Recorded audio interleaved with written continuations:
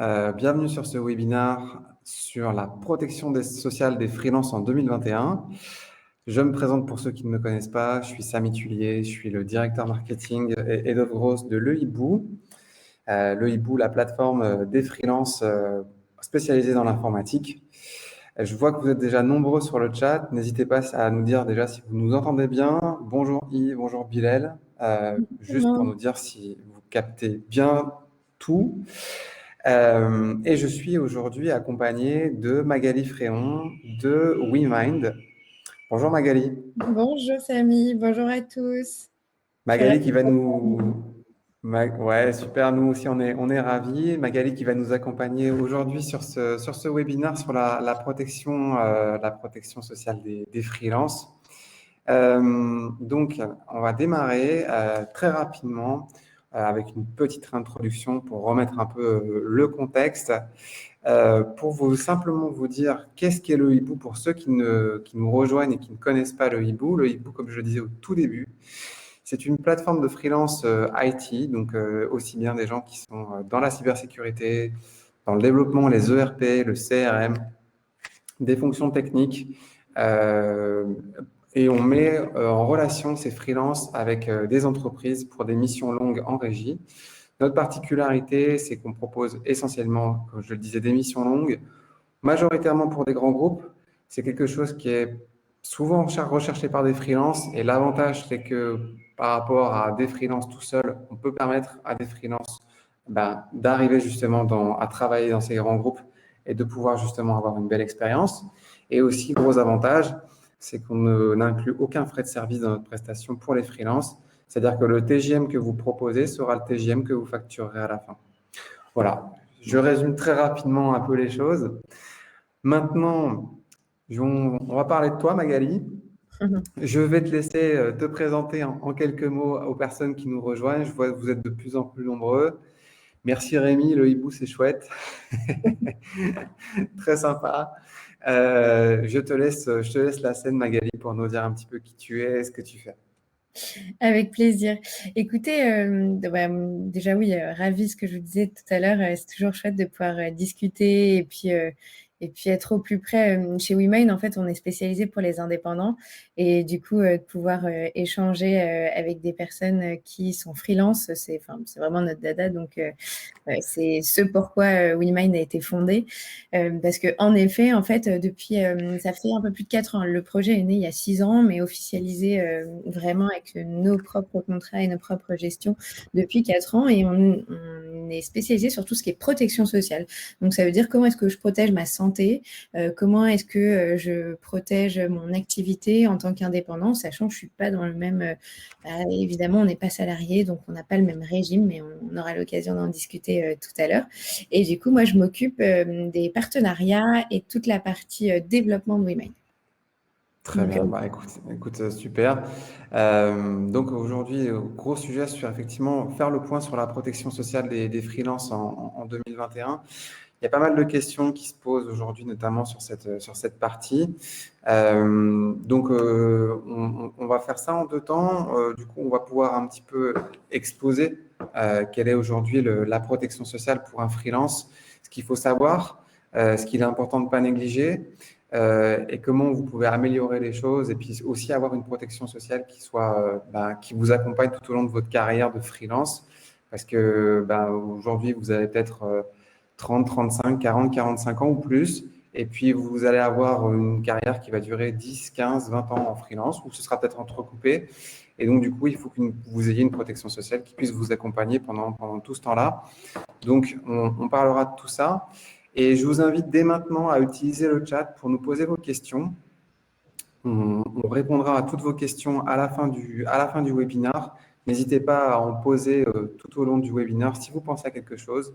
C'est vraiment pas perdu et on pourra y répondre avec Magali à la fin de ce webinaire. Magali, ce que je te propose, c'est de pouvoir démarrer dès maintenant. Donc, je vais te laisser diffuser les éléments que tu veux nous partager. Je te laisse faire. Si tu as besoin d'un petit coup de main, n'hésite pas à me le dire. Moi, ce que je veux simplement, le temps que tu te mettes en place, On a trouvé intéressant de parler de cette protection sociale parce que ce sont des questions qui sont souvent posées par nos membres sur le hibou au moment de signer un contrat avec nous. Comme vous le savez, donc, il y a eu beaucoup de changements dernièrement avec il y a la suppression du RSI, évidemment, et la sécurité sociale des indépendants, c'est quelque chose qui bouge régulièrement. Donc, c'était vraiment intéressant de pouvoir faire ça. Du coup, je sais pas si du coup tu vas le mettre en mode présentateur, c'est ça? Ah oui, est-ce que vous le voyez là justement? Parce que de mon côté, il est affiché. Est-ce que c'est bon du vôtre? Moi je le vois. Ouais. Et Brian me dit que c'est bon. Donc, Ah bah super, Fabien aussi. Donc, normalement, on est au top. parfait. Parfait, parfait. Et comme ça, je vais le mettre en effet.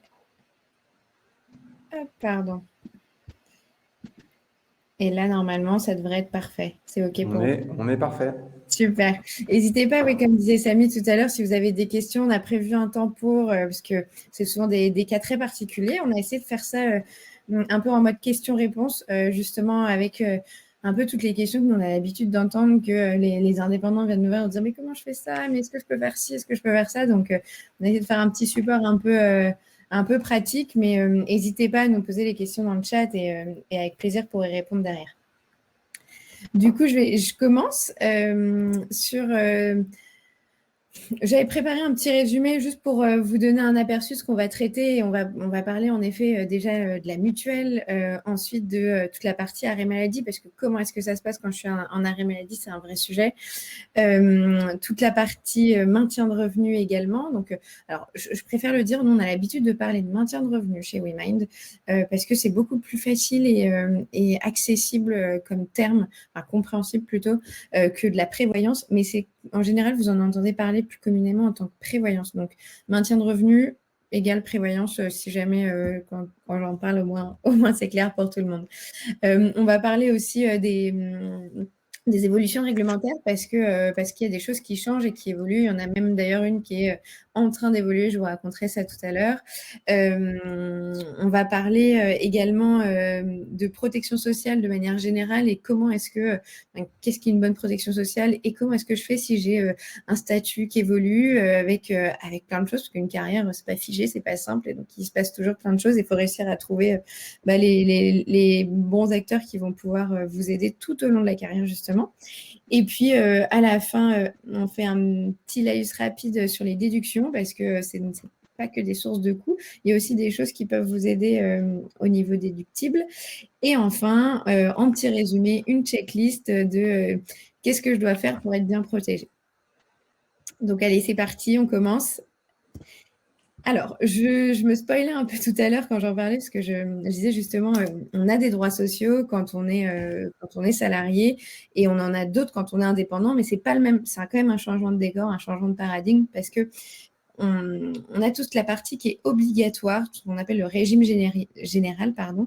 Et quand on est en entreprise, justement, on s'est jamais posé la question avant d'être, si jamais vous avez été salarié avant, d'avoir une mutuelle, d'avoir une prévoyance. Parce qu'en fait, c'est obligatoire. L'entreprise doit vous fournir ces couvertures santé.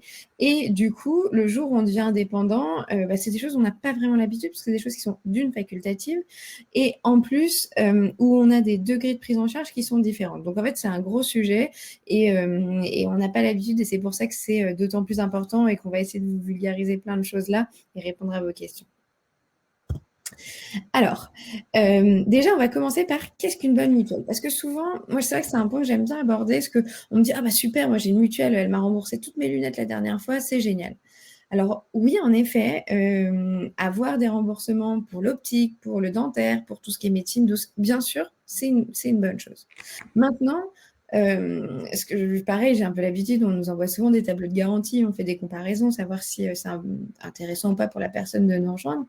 Et on se dit, OK, alors lui, il a une super couverture pour ses lunettes, ça c'est génial.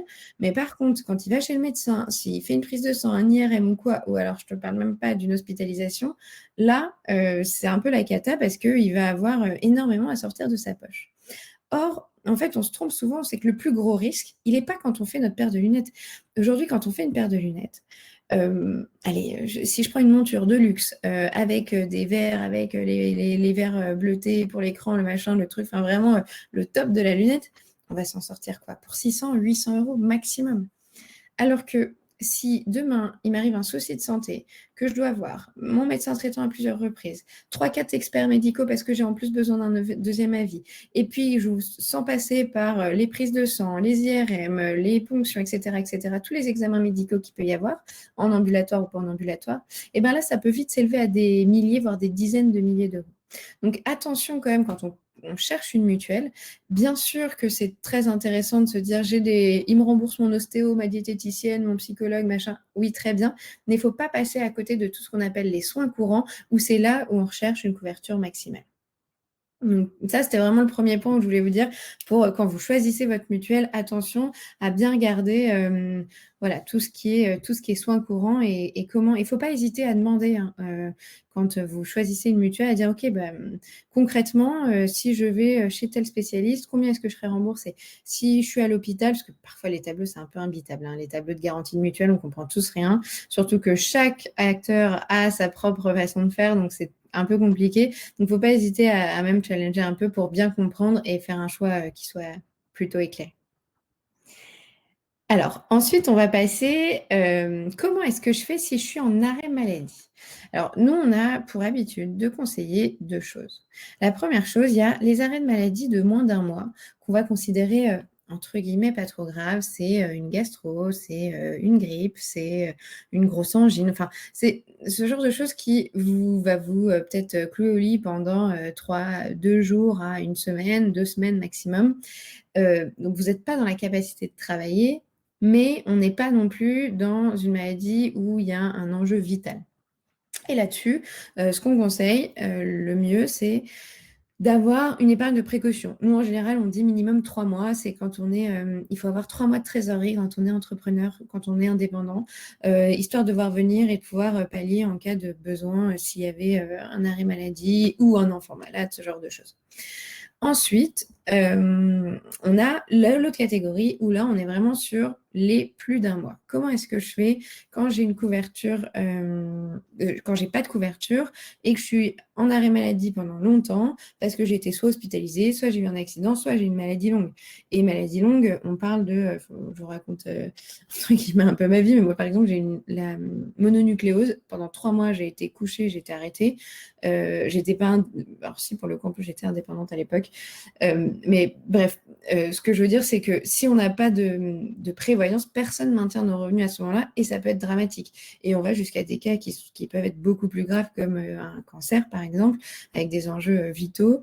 Et là, pareil, sans couverture de maintien de revenus, et ben, ça peut vraiment être dramatique parce que c'est la double peine, quoi, clairement. On a à la fois toute la partie problème de santé, et en plus, on s'expose à des problèmes économiques et financiers. Et dans ce cas-là, ça peut être un souci parce que derrière, c'est quoi? C'est le RSA, quoi. Donc d'autant plus compliqué. C'est pour ça qu'on va vraiment conseiller de pouvoir avoir cette épargne de précaution et surtout de prendre une couverture de maintien de revenus.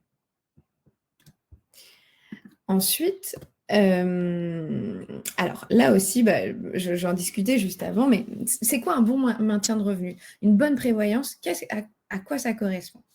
Alors déjà, donc la prévoyance, c'est vraiment une couverture, un contrat d'assurance qui va vous couvrir si jamais vous avez un arrêt maladie.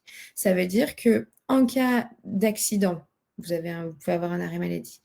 En cas d'hospitalisation, là pareil, vous pouvez avoir un arrêt maladie. Ou en cas de maladie longue, vous êtes pris en charge. Donc à partir du moment où votre arrêt maladie est enregistré par la sécurité sociale, votre couverture et votre assurance va prendre le relais avec le montant qui a été défini.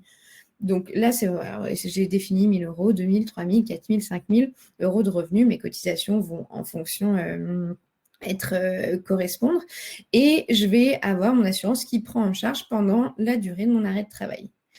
Là-dessus, on rajoute aussi 2 choses qui sont prises en charge alors dans la plupart des contrats de prévoyance ou maintien de revenus.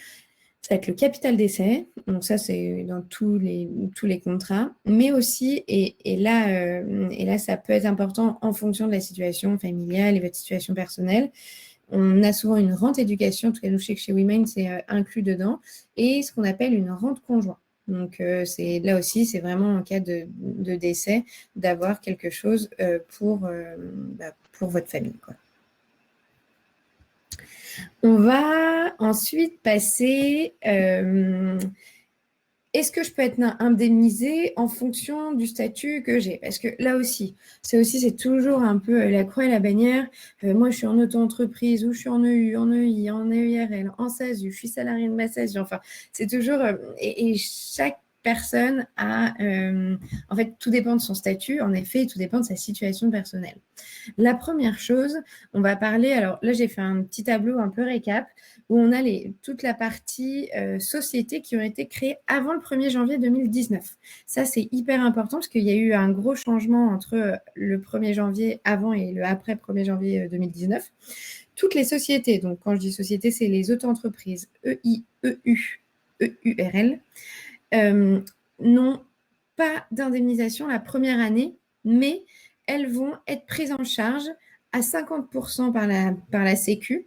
Leurs revenus vont être pris en charge à partir de la deuxième année. Donc là, pour vous projeter, c'est j'ai un arrêt de travail qui va durer plus d'1 an et demi, par exemple.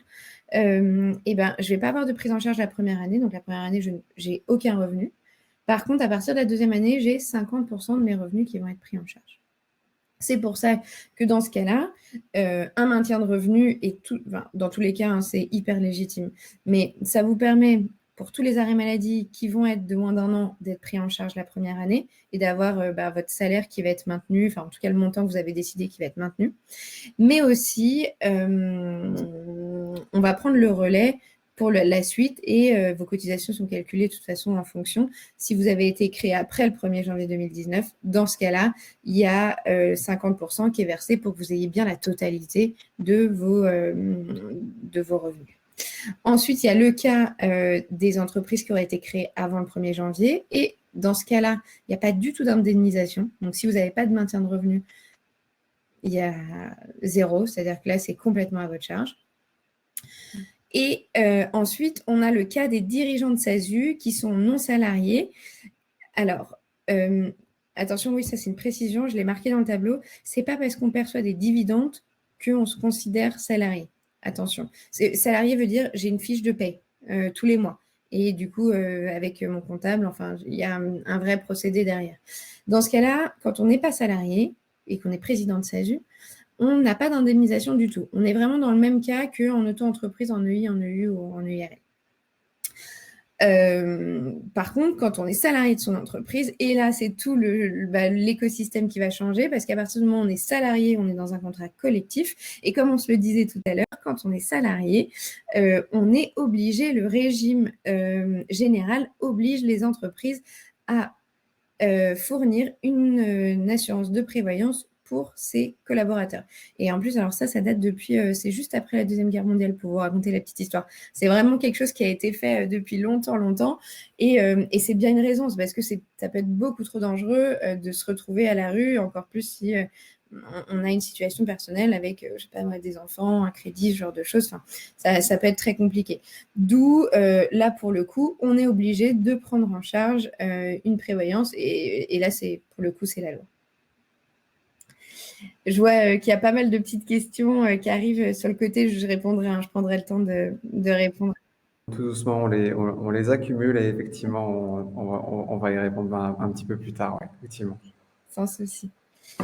Je vous ai fait un petit focus. C'est vrai que Samy m'avait posé un peu la question, puisque vous devez être nombreux à vous demander qu'est-ce qui a changé récemment. Alors, la dernière date, on l'a un peu évoqué juste avant, la véritable évolution qu'il y a eu, c'est depuis 2019. C'est une loi qui a été créée en fait pour les auto-entreprises. Donc là aussi, on est sur toutes les sociétés donc auto-entreprises, entreprises individuelles, EIRL, EURL et SARL, qui sont soumis exactement à la même règle. En fait, il y a une prise en charge des arrêts maladie après avoir cotisé plus d'1 an. Donc, ça veut dire qu'au bout d'1 an, enfin, si ça fait plus d'1 an qu'on a ce statut, on peut avoir une prise en charge de la part de la Sécu qui est à hauteur de 50%.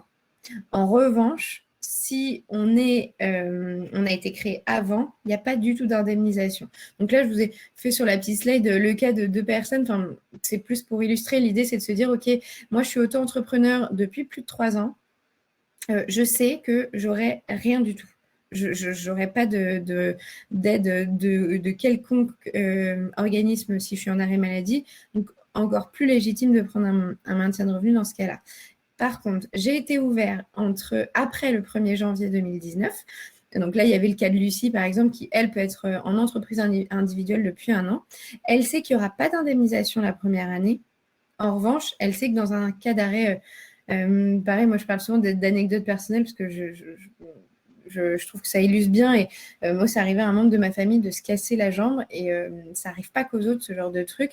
Cette personne avait été arrêtée pendant 18 mois, puis après une reprise partielle du travail. Si elle n'avait pas eu de prévoyance à ce moment-là, elle aurait été vraiment dans un gros embarras. Ça aurait été hyper délicat. Et c'est à ce moment-là où tu te dis, mais punaise, oui, en fait, ouais, j'avais pas pensé à tout ça. Moi, je vais jamais chez le médecin, il m'arrive rien, je suis jamais malade, tout va bien. Et en fait, c'est pas comme ça qu'il faut réfléchir. Au contraire, se dire, même si je prends une couverture minimale que j'assure peut-être 1 000 € de revenus, au cas où ça me permet de payer une partie de mes charges fixes, après, je sais que j'ai un peu d'épargne, bon, ok. Mais ça peut vraiment sauver de nombreuses personnes et c'est pas pour rien si c'est obligatoire. Pareil pour ce... Oui. Magali, pour être bien sûr que tout soit... Parce qu'on a une petite question de Mathieu, et Ouais. c'est simplement que je sais qu'effectivement, on veut y répondre à la fin. Mais pour être bien sûr, parce que cette question, elle me paraît pertinente.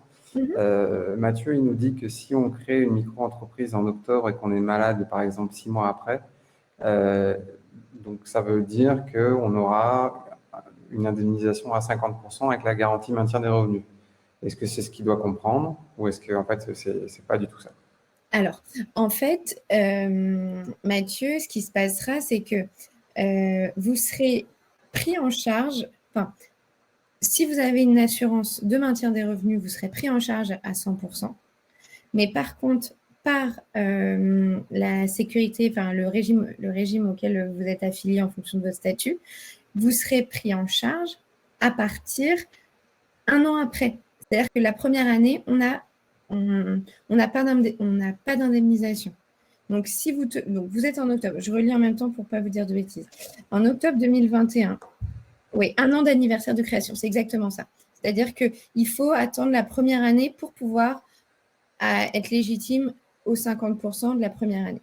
Donc, souvent d'ailleurs, quand je raconte ça, les gens me disent « Ah bon, bah, si moi je suis ouvert je suis en EI depuis 7 ans, je vais la fermer, je vais en réouvrir une autre. » Ça peut paraître légitime, en fait. On va se dire « Bah oui, comme ça, j'aurai un peu plus de droits, très bien. » Mais en fait, oui et non, parce qu'on a déshabillé Jacques pour habiller Paul, un peu comme on dit. Ce qui se passe, c'est que vous avez plus de droits en termes de santé, mais vous avez moins de droits au niveau de la retraite.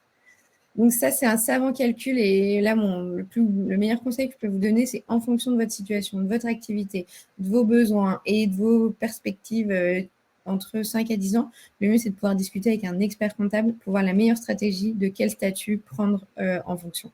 Ouais, Voilà. effectivement, c'est important de pouvoir diagnostiquer ça régulièrement. Ouais. Et j'ai envie de faire à la limite le parallèle avec par exemple, quand on a une mutuelle. En Ouais. fait, bien souvent, ce qu'on remarque, c'est que les gens se servent de leur mutuelle seulement quand ils sont malades, alors qu'en fait, l'intérêt de la mutuelle, c'est de s'en servir quand on va bien. Ouais, c'est ça. Et là, l'expert comptable, c'est la même chose. Il Oui, faut s'en servir quand tout va bien et pouvoir prévoir les choses à l'avance. Et je pense que c'est important justement de faire le point sur les maintiens de revenus, les couvertures sociales qu'on a, dont on peut bénéficier régulièrement en fonction de l'ancienneté de son activité. absolument. Et pour conclure ce petit point, en fait, c'est compliqué, étant donné qu'on n'a pas le même régime obligatoire, à moins d'être président salarié de sa SASU. Et là, c'est vraiment un cas très spécifique. Moi, je vous recommande vraiment de prendre cette couverture de prévoyance, d'avoir ce maintien de revenus, parce que quoi qu'il en soit, on calculera en fonction et n'importe quelle assurance, hein, ce n'est pas spécifique à WeMind, on va calculer en fonction de votre statut, votre régime obligatoire, comme ça on sait exactement à quel droit vous avez, et du coup les incidents sont calculés. Donc vous ne serez pas dans un surplus, vous n'allez pas payer une double couverture si vous voulez. C'est-à-dire que vous paierez moins. Toutes les entreprises qui sont créées après le 1er janvier 2019 ont des cotisations qui sont moins onéreuses que celles avant, parce qu'on sait qu'il y a une prise en charge du régime obligatoire. Voilà. Je vais passer, puis si vous voulez, on en rediscutera s'il y a Ouais, d'autres. effectivement, ce sera, je pense, on apportera de précisions sur la fin.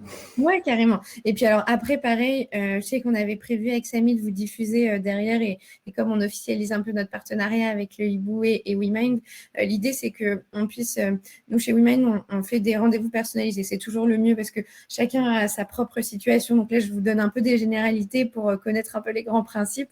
Mais le mieux derrière, c'est que vous puissiez prendre un quart d'heure. Et il y a un conseiller de l'équipe qui pourra vous aider et vous dire OK, bon, bah, comment ça se passe chez vous, vous posez 2-3 questions et vous dire quel est dans votre intérêt, qu'est-ce qui va être le mieux, quoi. Alors, ça aussi, c'est un vrai point. On en parle souvent. Je vais... tenez, là, je vais encore vous raconter un cas, ça nous arrive tous les jours. Ce matin, j'ai une personne au téléphone. C'est pas toujours des sujets marrants qu'on aborde, donc je préfère le dire en amont. Une personne qui me dit écoute Magali, moi je travaille avec un tel, j'ai entendu parler de WeMind. Moi, le seul frein, je voulais en discuter avec toi parce que le seul frein que j'ai pour me lancer en tant qu'indépendant, c'est que j'ai eu un cancer il y a 1 an et que aujourd'hui, je ne sais pas si c'est raisonnable de me lancer à mon compte parce que je vais perdre ma prévoyance de ma société et comment est-ce que je fais dans ce cas-là. Et en fait, dans ce cas-là, c'est très compliqué. C'est hyper compliqué parce que quand on est indépendant et qu'on n'a pas une protection obligatoire, c'est beaucoup plus compliqué pour se couvrir. C'est pour ça que, alors on peut trouver des solutions, mais c'est des solutions qui vont être soit en excluant certaines pathologies, c'est des solutions qui vont mettre du temps à se mettre en place parce qu'il va falloir toute une étude médicale du dossier. Et c'est des solutions qui vont être plus coûteuses. Parce que les assureurs vont forcément, c'est une personne qui représente un risque, elle est seule dans son activité, moi je l'assure elle toute seule, donc ça va lui coûter plus cher obligatoirement. Et malheureusement, on ne peut pas faire l'impasse là-dessus. Alors moi, c'est toujours, et vraiment, nous on est plus connus parce qu'on est une mutuelle que parce qu'on fait du maintien de revenus. Et c'est pour ça, on essaie toujours d'évangéliser et de sensibiliser nos membres chez WeMind et leur dire, écoutez, prenez un maintien de revenu au plus tôt possible, en fait. Un maintien de revenu, donc une prévoyance, ça se prend quand on est en bonne santé et quand on est vraiment, enfin, plus jeune vous le faites, mieux vous serez couvert et plus derrière, vous n'allez pas avoir de surprise. Parce que comme je vous le disais tout à l'heure, moi, cette personne que j'ai eue ce matin au téléphone, c'était déjà hyper délicat et en plus, ça peut paraître hyper injuste. Enfin, c'est compliqué de se dire que on va pas pouvoir être couvert en cas de souci parce que j'ai des antécédents médicaux. Alors, on trouve des solutions, mais des solutions qui vont être issues de 3 ans si il n'y a pas de rechute, s'il n'y a pas de réhospitalisation, etc. Ou alors dans certains cas, mais qui vont lui coûter très cher. Et donc, c'est dommage. Alors que si vous êtes couvert dès le départ, eh ben, vous avez cette garantie dès le départ et vous serez pris en charge, peu importe les garanties que vous allez... On a des contextes, alors ça peut être effectivement des accidents de la vie, mais je voyais des éléments qui passaient aussi. C'est aussi, par exemple, en cas de Covid, le cas du Covid a été quand même quelque chose qui a été hyper déstabilisant pour les freelances. Donc, bon, on souhaite évidemment pas qu'il se passe quoi que ce soit et on n'espère pas qu'il y aura encore une quelconque vague. Mais oui, voilà, le Ouais, bois est là, hein, c'est je ça, je touche. touche mon bureau, pareil. Mais voilà, je pense qu'effectivement, en fait, bien souvent, on s'estime tranquille. Et moi, ce qu'on fait souvent aussi chez le Hibou avec les personnes avec lesquelles on travaille, c'est on dit aux gens, profitez de l'été pour vous occuper de ces éléments-là. C'est pas drôle, c'est pas hyper sympa, c'est pas le truc le plus fun. Vous avez tous envie de partir en vacances, mais bon, au moins à la rentrée, à la reprise de la mission, pour ceux qui font une pause pendant l'été, et ben, vous serez tranquille à ce niveau-là, vous n'aurez plus rien à gérer. C'est clair. Non, vraiment, c'est très juste, Samy, ce que tu dis. C'est un peu le moment de le faire et ça permet une certaine sérénité même derrière. Pas voir que le côté un peu négatif, c'est que derrière, vous savez que quoi que ce soit, et que ça soit entre guillemets une petite hospitalisation programmée, où vous savez que vous allez être arrêté 2 semaines, bah, vous savez que pendant ces 2 semaines, à partir du moment où vous avez un maintien de revenu, vous serez pris en charge de toute manière. Bon, je vais continuer pour la suite. Alors, souvent, ça aussi, c'est un peu l'écueil. J'ai mis cette question express qu'on me dit souvent, oui, mais moi, c'est bon, j'ai 20 000 euros de côté. Donc, de toute façon, même s'il m'arrive quoi que ce soit, je préfère faire ma propre épargne et avoir, voilà, et m'assurer moi-même presque. Et en fait, ah mince, je vois que j'ai une petite erreur dans ma slide d'ailleurs ici. Oups, désolée. C'est pas 15 000, mais 30 000. C'est juste pour vous montrer que une personne, donc on a fait le cas de Jules, là, qui est auto-entrepreneur, lui pour le coup, depuis 3 ans. Il a 28 ans, il gagne à peu près 2 500 euros par mois. Comment ça se passe si jamais il est arrêté pendant 6 mois? 6 mois, c'est déjà 15 000 euros qui partent. 1 an, et donc c'est là où il y a la petite erreur, c'est pas 15 000, mais donc 30 000 euros. 2 ans, c'est 60 000 euros qui partent. Et des arrêts de 2 ans, ça arrive malheureusement. C'est compliqué. Enfin, bien sûr que ce n'est pas les cas les plus usuels, mais ça arrive et plus régulièrement qu'on ne le pense malheureusement.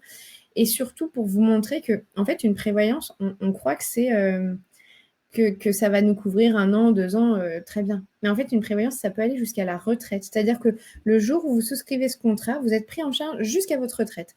Donc, ça veut dire que dans le cas de Jules, s'il se retrouve demain en invalidité, qu'il ne peut plus utiliser sa main pour x, y raison alors qu'il est développeur, ingénieur, ce que vous voulez, il peut être pris en charge jusqu'à hauteur d'1 million d'euros. Et dans le cas où il avait assuré 2 500 euros par mois.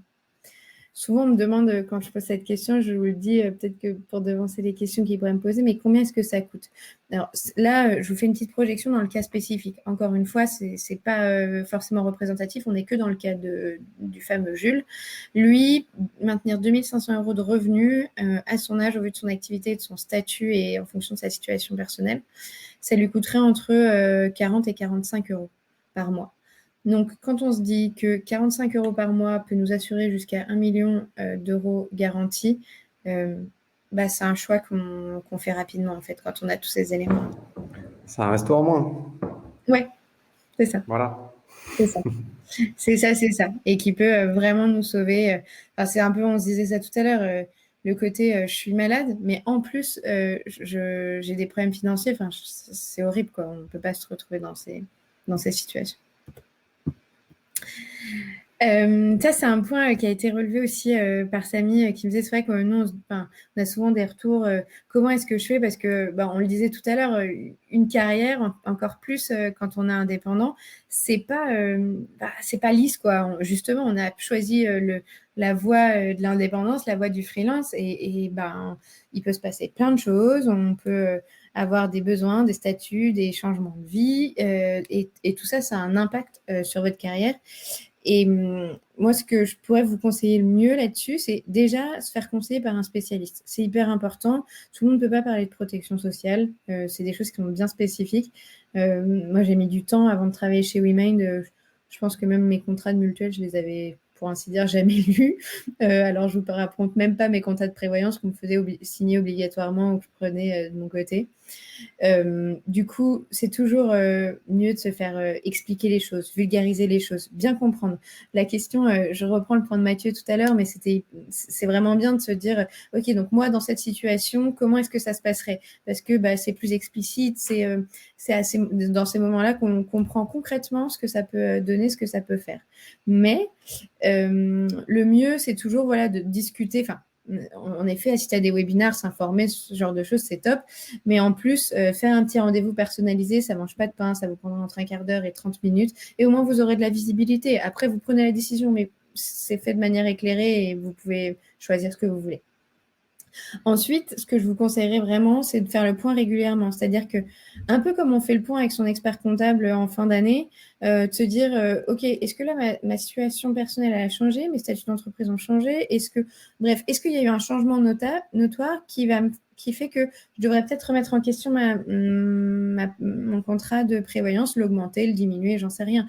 On peut prendre l'exemple d'une personne qui va avoir un enfant ou qui prend un crédit, qui avait juste assuré 1 000 euros vraiment pour être tranquille en se disant, bon, bah, moi, j'ai des petites charges, j'ai pas besoin d'avoir une grosse assurance de maintien de revenus, je préfère assurer que 1 000 euros, en attendant, ça m'ira bien. Par contre, bah, là, j'ai une vie de famille qui commence, une maison avec un crédit, bref, X, Y charges qui pourraient arriver en plus. Peut-être que ça serait intéressant de le passer à 1 500 ou à 2 000 euros. Et au moins voir. Et après, vous faites une optimisation entre les cotisations et le montant de revenus assurés et vous avisez. Et donc voilà, mis à part ces points réguliers, le dernier point, je dirais, c'est pas hésiter à choisir. Alors, je vais prêcher pour ma paroisse, ça peut paraître facile, mais avoir quelqu'un, un acteur qui soit spécialisé pour votre, pas forcément votre profession, mais au moins votre type de statut et votre par le fait que vous soyez indépendant ou entrepreneur, c'est toujours différent. Une prévoyance, quand on est salarié, les contrats collectifs ont vraiment pas, enfin, on ne va pas dire rien à voir, mais les enjeux sont différents. Et le fait de pouvoir avoir des personnes qui assurent, peu importe votre statut, on n'est pas les seuls à le faire, hein, mais au moins vous renseigner sur, quand je prends un contrat de prévoyance, le jour où je change, est-ce qu'ils seront capables de me couvrir encore? Parce que c'est toujours plus embêtant de changer, ça fait de la paperasse en plus et on n'a jamais besoin de ça, alors que nous, je sais que par exemple, une personne qui était en auto-entreprise, qui décide de passer en société, ou d'une société qui était en entreprise individuelle et qui décide de passer en SASU pour ce salarié, peu importe, on sera capable de l'accompagner et juste de vous faire signer un avenant au contrat et ça ne sera pas plus de paperasse que ça et ça ne sera pas plus difficile. Donc ça, je pense que, voilà, si j'avais 3 conseils sur le sujet. Ensuite, on va passer, on est aux l'avant-dernière slide, je crois. Comment est-ce que ça se passe? Quelle déduction je peux bénéficier? Parce que oui, en effet, on a parlé beaucoup de frais, de coûts, des cotisations, etc. Mais il y a quand même des choses qui sont positives et des avancées qui ont été faites depuis la loi Madelin. La loi Madelin, en fait, permet de déduire fiscalement toutes les cotisations de santé. Donc, c'est la mutuelle, mais c'est aussi la prévoyance. Ça veut dire que lorsque vous êtes en entreprise individuelle, en EU, en unilatéral, en EURL ou en SARL, vous pouvez tout à fait déduire fiscalement en loi Madelin. Donc, ça, c'est une petite démarche à faire en comptabilité. Et ça vous permet de passer ça sur vos frais d'entreprise et de le déduire à la fin sur vos impôts. Donc, ça peut être hyper intéressant, en plus de faire de la déduction fiscale. Donc, encore moins de freins pour prendre ce type de couverture. Et c'est justement c'est pas encore obligatoire. Moi, peut-être qu'un jour, ça le sera. Mais en attendant, c'est des initiatives qui sont prises par le gouvernement pour pouvoir inviter justement tous les indépendants à pouvoir se couvrir. Il n'y a pas, alors attention, en auto-entreprise ou en SASU, on n'a pas de déduction. Par contre, quand on est en SAS ou en SASU et qu'on est salarié de sa SASU, là aussi, on est dans un régime un peu différent, on le disait tout à l'heure, on est en régime obligatoire, donc la prévoyance est obligatoire, et ce sont donc des frais d'entreprise. Donc là, c'est un autre changement.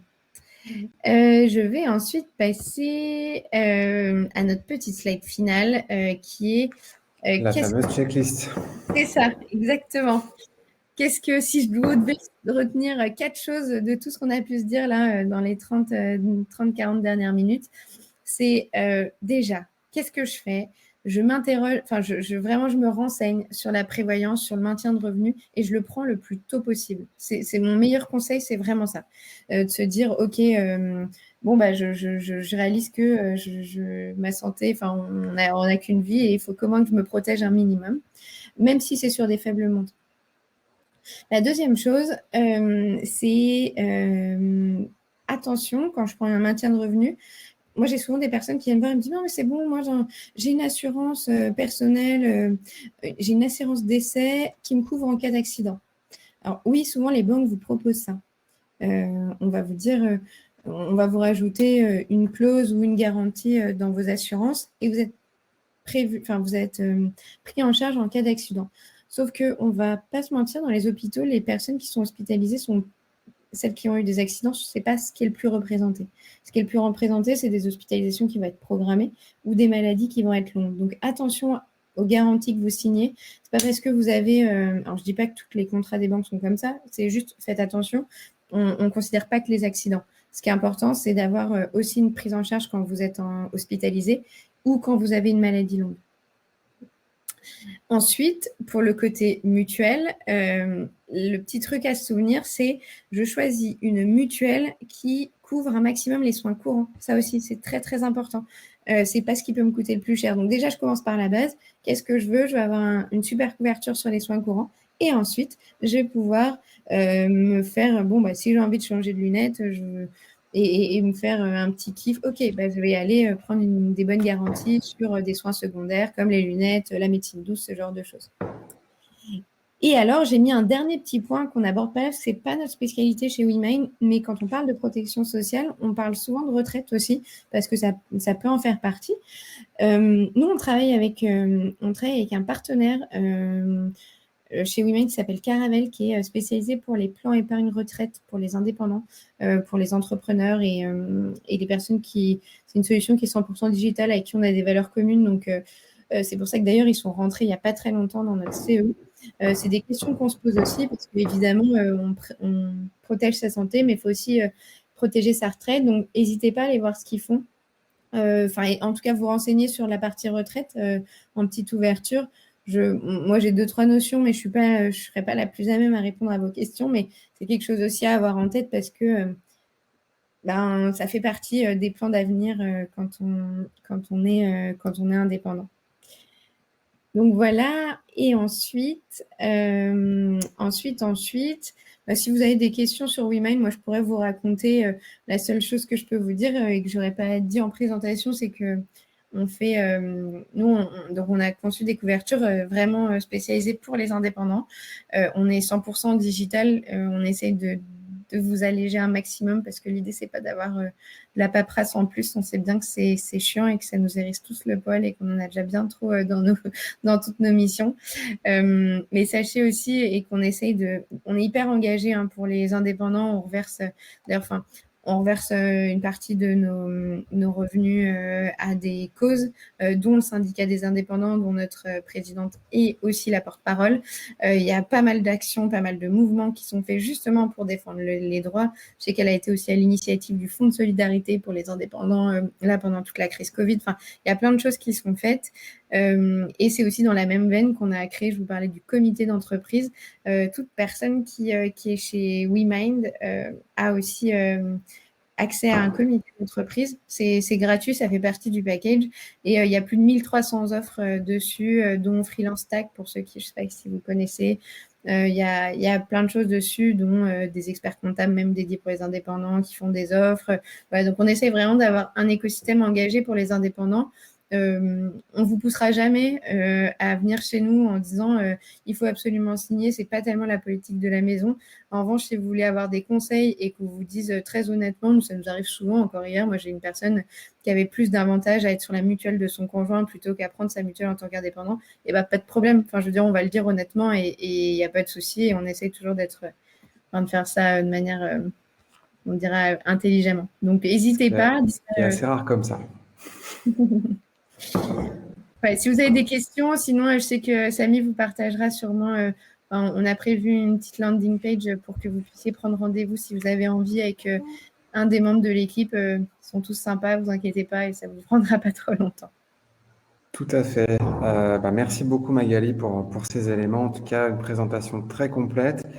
Je vais juste rajouter deux tout petits éléments peut-être sur la checklist très rapidement. Pour moi, c'est que en fait, ce qui est vraiment important, c'est que tout ce qui est protection sociale, tout ce qui est mutuel, tout ce qui est effectivement maintien de revenus, et puis RC Pro, mais ça, on en parlera à d'autres occasions.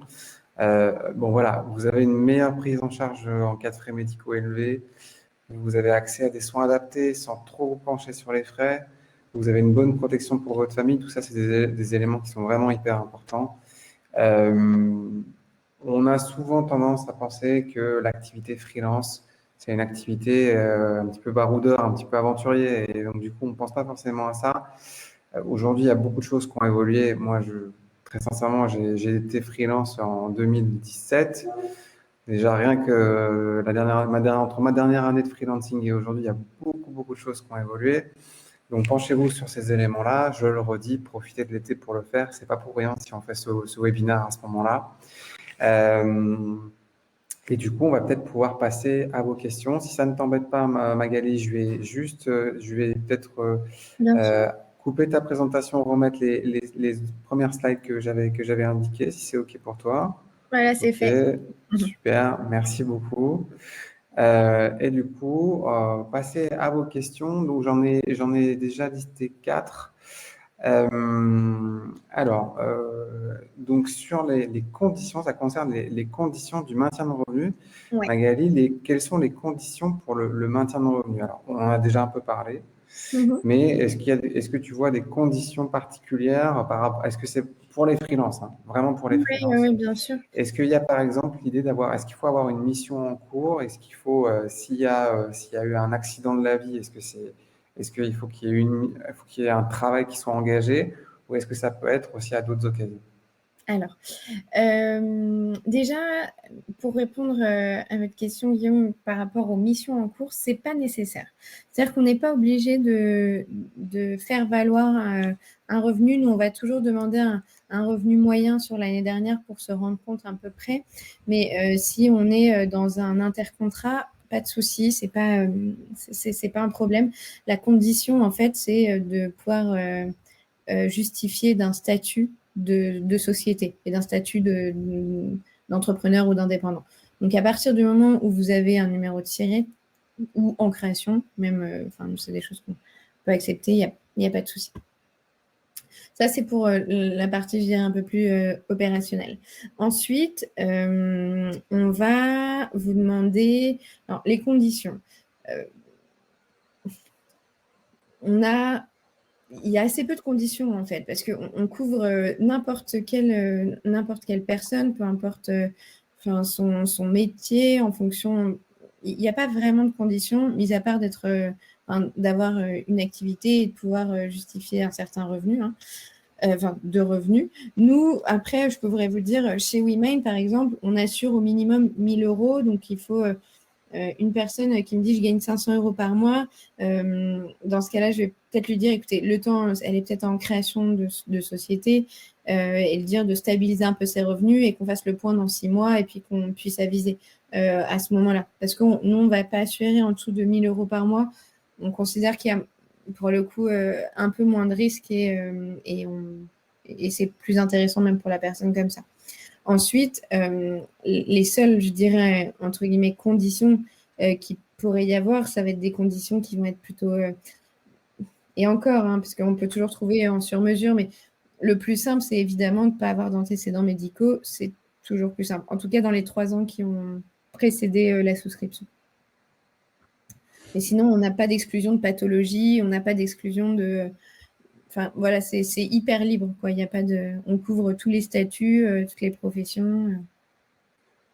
D'accord. Donc alors super. Bah, écoutez, je pense que la réponse est bien complète. Il y avait aussi la question du calcul des revenus. Oui. Guillaume l'a précisé et en fait, je crois qu'il avait déjà posé la question un petit peu plus tôt dans le chat. Oui. C'était le mode de calcul de détermination des revenus s'ils ne sont pas réguliers, ce qui est parfois le cas pour les freelances, hein. Il peut y avoir une mission longue, un Mhm. intercontrat, une autre mission Bien longue et sûr. ainsi de suite. Est-ce qu'il peut y avoir aussi le cas des indemnités de chômage qui rentrent dans le calcul des revenus? Est-ce qu'il y a d'autres éléments? On peut peut-être faire le point là-dessus. Pas de problème. Alors, nous, ce qu'on fait, c'est qu'on va calculer une moyenne sur la dernière année. ça va nous permettre d'avoir des revenus parce qu'en effet, puis on a pas mal aussi de personnes qui vont travailler pendant 8 mois et puis pas pendant 4, enfin, faire des pauses d'un mois entre certaines missions et carburer entre-temps. Enfin, et l'idée, c'est de s'équilibrer sur les revenus de l'année. On a fait une petite entorse à la règle pendant l'année Covid, mais c'était vraiment spécifique à cette année-là parce que c'était une année qui était hyper particulière et on a pu prendre sur 2 ans et pas sur 1 an. Ensuite, au niveau des indemnités de chômage, ça, c'est un point qui est un peu différent. Dans l'intérêt du freelance, nous, ce qu'on vous conseille en général, quand il y a une indemnité de chômage, ça veut dire qu'il y a eu, vous étiez salarié avant et qu'il y a eu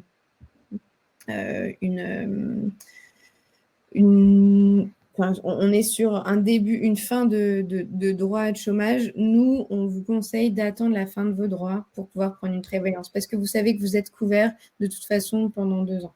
Alors, à moins, soit pour le coup, on est très anxieux pour sa santé ou on a vraiment envie de prendre une prévoyance, mais globalement, on se dit vaut mieux attendre, lancer son activité et se dire que on commence une couverture à la fin vos droits Pôle emploi. Ok, super. Merci Magali. Alors, on a pas mal de questions sur le montant de la cotisation en fonction des conditions, des choses comme ça. Est-ce que, bon, je pense que peut-être le mieux, c'est de vous renvoyer vers le site donc, de WeMind qui permet justement d'en savoir plus, de contacter un expert chez vous, chez WeMind, pour pouvoir justement faire le point sur ces éléments-là. Il y a toujours des spécificités en fonction des situations, en fonction des parcours de vie, des parcours professionnels. Donc, c'est difficile de pouvoir répondre au cas par cas directement sur ce chat-là. Je pense que c'est le mieux qui soit à faire. Ça me permet de vous dire qu'effectivement, comme le disait tout à l'heure Magali, on parle des questions, mais je vais en parler dans ce cadre-là, c'est qu'effectivement, nous, on est en train de conclure avec WeMind et ce webinaire marque le début, ce partenariat justement avec WeMind pour toute cette partie protection sociale, maintien de revenus. On est très heureux de pouvoir justement être en partenariat avec WeMind, qui est une société avec laquelle on partage vraiment les mêmes valeurs, des valeurs vraiment de bienveillance, de compréhension. Je pense que le cas tout à l'heure de la personne qui pouvait être prise en charge d'une autre façon qu'en prenant une cotisation chez WeMind, c'était un peu à l'image vraiment de ça à quoi on aspire en termes de valeurs. Et puis aussi le même ton, le même esprit. Si en fait vous avez apprécié être en relation avec nous, vous apprécierez être en relation avec WeMind parce que l'objectif c'est de vous proposer le meilleur service avec la meilleure valeur perçue sans vous prendre la tête avec des choses qui sont forcément inutiles.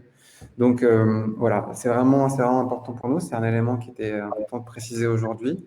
En plus de toutes les bonnes informations que tu nous as données, Magali, est-ce qu'il y a peut-être éventuellement des derniers éléments dont tu veux faire part?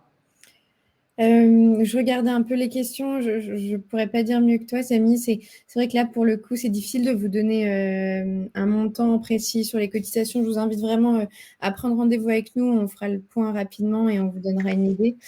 Vous pouvez aussi, sinon, faire une simulation, au moins sur le site WeMind, pour vous rendre compte par vous-même si vous voulez pas avoir de conseiller au téléphone. Pas de souci, vous pouvez faire ça. Donc, n'hésitez pas à vous rendre sur le site. C'est WeMind, donc je peux vous le donner si vous voulez. WeMind, ouais. Exactement. .io. Exact. Voilà. Hop, je le mets dans le chat. Hop. Comme ça, vous pouvez vous faire une idée. Et puis sinon, de toute façon, on vous enverra le petit lien pour prendre rendez-vous. Merci à tous. En tout cas, j'étais ravie de pouvoir discuter avec vous. On reste dispo. Il paraît que ce soit en simu, en rendez-vous. On a un chat sur notre site. Ce pas des robots derrière. Entre 9h et 18h, vous trouvez des vraies personnes. Effectivement, c'est important de le préciser. Merci beaucoup, Magali. Moi, il me reste simplement à vous parler très rapidement de l'e-book pour ceux qui nous ont rejoints en cours de route, qui ne nous connaissent pas. Le e-book, ce sont des missions en freelance informatique partout en France. Particularité, aucun frais de service, donc le TJM que vous annoncez sera le TJM que vous facturez, et des missions longues en régie de 16 mois en moyenne. Donc, merci beaucoup à tous pour votre attention. Il y aura un replay de ce webinaire pour ceux qui sont arrivés en cours de route. Il sera diffusé sur notre chaîne YouTube. Vous allez recevoir, puisque vous avez assisté à ce webinaire, à ce live, vous allez recevoir un petit mail en ce sens. Merci pour toutes les questions. Merci beaucoup pour votre attention. Je vois qu'il y a eu un petit élément sur un prochain webinaire sur la RC Pro. Ce sera peut-être à la rentrée, on fera peut-être quelque chose spécifiquement sur la RC Pro. En tout cas, il y Avec aura pour plaisir. sûr d'autres éléments sur la protection sociale avec grand, grand plaisir. Ça Merci à marche. tous. Merci encore Magali. Très bonne journée à tous et à très vite. Merci Samy, à bientôt. Au revoir à tous. Merci. Merci.